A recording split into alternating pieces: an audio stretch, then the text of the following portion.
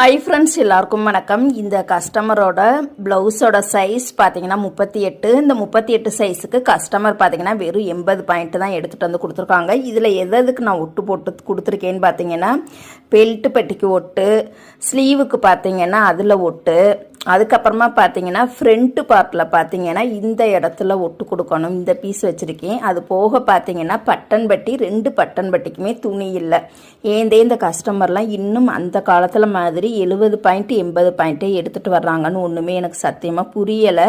ஆனால் உலகத்தில் பார்த்தீங்கன்னா நிறையா விலைவாசி ஏறினாலுமே கூட அதெல்லாம் மக்கள் வந்து கரெக்டாக ஃபாலோ பண்ணுறாங்க. ஆனால் இந்த தைக்கிறதுக்கு மட்டும் இன்னும் மக்கள் வந்து திருந்தவே மாட்டேங்கிறாங்க. அதே 80 பாயிண்ட் 70 பாயிண்ட்டையே கொண்டுட்டு வர்றாங்க. சத்தியமாக இந்த துணி வந்து பத்தவே இல்லை.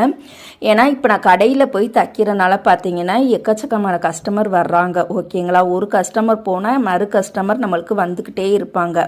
நான் வந்து ஃபஸ்ட் டைம் மட்டும்தான் அட்ஜஸ்ட் பண்ணி வாங்கி தைக்கிறேன். அடுத்த டைம் வந்து நான் சொல்கிற அளவில் துணி எடுத்துகிட்டு வந்து கொடுத்தாங்கன்னா நான் தைச்சி கொடுப்பேன். இல்லாட்டினா இல்லை, இந்த அளவில் என்னால் தைக்க முடியாது, நீங்கள் பழைய டெய்லர்கிட்ட நீங்கள் எங்கே தைக்க கொடுப்பீங்களோ அங்கேயே தைச்சிக்கோங்க அப்படின்னு நான் வந்து சொல்லிடுவேன்.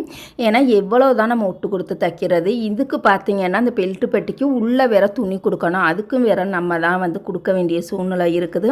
அதுக்கே பார்த்தீங்கன்னா தேடி கண்டுபிடிக்கிற மாதிரி ஆயிடுது. சில சமயம் அந்த பெல்ட்டு பெட்டிக்கு துணி இல்லை அப்படின்னா தைக்கிற நேரம் கூட லேட்டாகி போயிடுது.